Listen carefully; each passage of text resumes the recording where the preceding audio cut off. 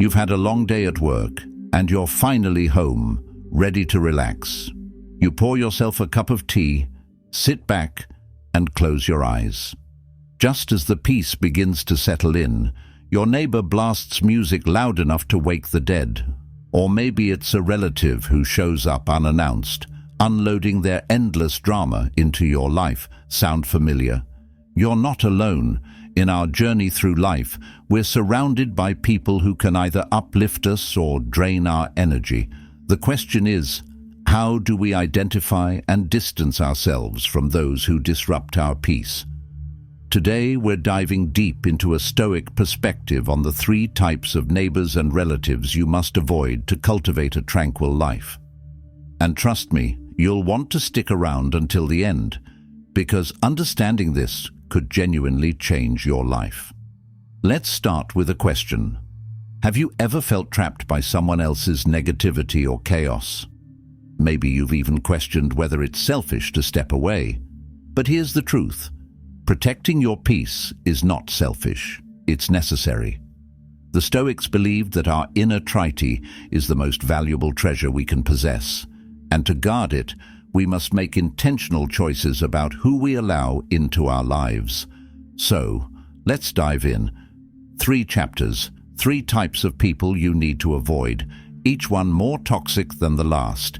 And don't worry, I'll be sharing real-life examples to make this crystal clear. Ready? Let's go. Chapter 1. The gossip-mongers. Picture this. You move into a new neighborhood. At first, everything seems fine. The houses are neat, the lawns are mowed, and the neighbors smile and wave. But then there's that one person, the one who always has something to say about everyone else. They knock on your door with a friendly smile, but what follows is a monologue of whispers and judgments. Did you hear about the couple down the street? They're always fighting. I don't want to spread rumors, but I saw the Smiths coming home really late last night. Suspicious, don't you think? It might seem harmless at first. After all, everyone loves a bit of juicy gossip, right? Wrong. Gossip is a poison that erodes trust and harmony. When you engage with someone who thrives on spreading rumors, you're not just listening, you're participating in their cycle of negativity. The Stoics taught us to focus on what we can control, our own thoughts, actions, and words. Engaging in gossip distracts us from that. Worse, it ties us to a person who thrives on conflict and judgment. And here's the kicker. If they're gossiping to you, they're probably gossiping about you too. Real-life story. Take Sarah, for example. She moved into a small apartment building and quickly befriended her neighbor, Lisa.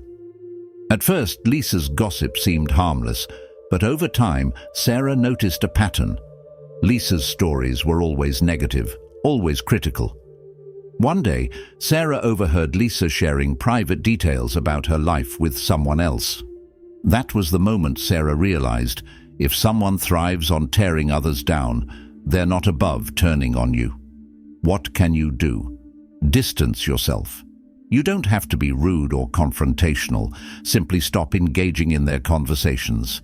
Redirect the topic or politely excuse yourself. Over time, they'll realize you're not an audience for their drama, and they'll move on. Your peace is worth it. Chapter 2. The eternal complainers. Now let's talk about another energy-draining type, the eternal complainers. These are the people who always have a problem, but never a solution. The weather is too hot, the government is failing, their boss is a nightmare, and their life is perpetually unfair. Sound familiar? At first you might feel sympathy, maybe you even try to help. But no matter what you say or do, their negativity persists. Why? Because complaining isn't just a habit for them, it's an identity. The Stoic perspective. The Stoics believed that our perception shapes our reality. Marcus Aurelius famously wrote, "You have power over your mind, not outside events. Realize this, and you will find strength." Eternal complainers, however, refuse to take responsibility for their own mindset. They live in a constant state of victimhood, blaming the world for their problems. Real-life story, meet John. He had a cousin, Mike, who was always complaining about his job. John offered advice, even recommended new opportunities, but every suggestion was met with an excuse. That won't work because, or you don't understand how hard it is. Over time, John realized that Mike didn't want solutions. He wanted someone to validate his misery. What can you do? Set boundaries. When someone's negativity becomes a constant drain, it's okay to limit your interactions. You can empathize without immersing yourself in their problems. Protect your energy because their mindset is not your responsibility. Chapter 3. The manipulative relatives. Finally, we arrive at perhaps the most challenging group, manipulative relatives. These are the people who use guilt, obligation, or emotional blackmail to control you. After everything I've done for you, this is how you repay me. Family comes first. How can you even think about saying no? Sound familiar? Manipulative relatives are experts at making you feel like you owe them something, even when you've done nothing wrong. They blur the lines between love and control, leaving you feeling trapped. The Stoic perspective. Epictetus taught us that we are only responsible for our own actions and decisions. When someone tries to manipulate you, they are attempting to control what is not theirs to control, your free will.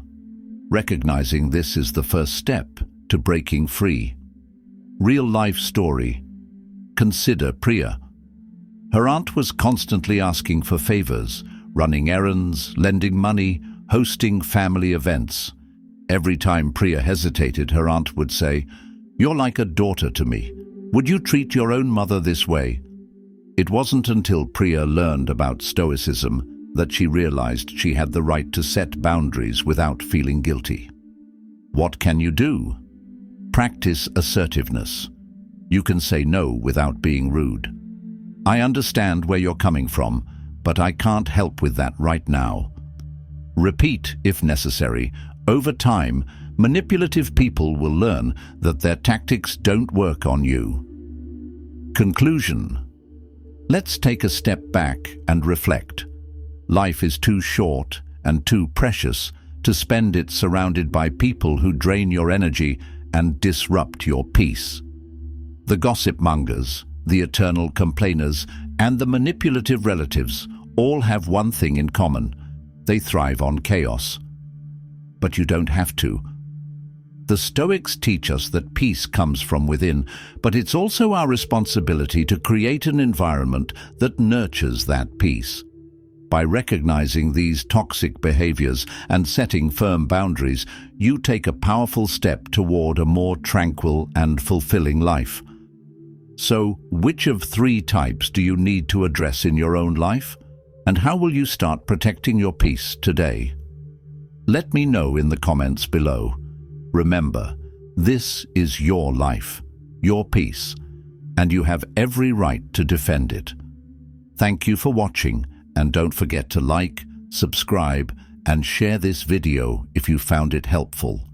Until next time, stay strong, stay mindful, and stay stoic.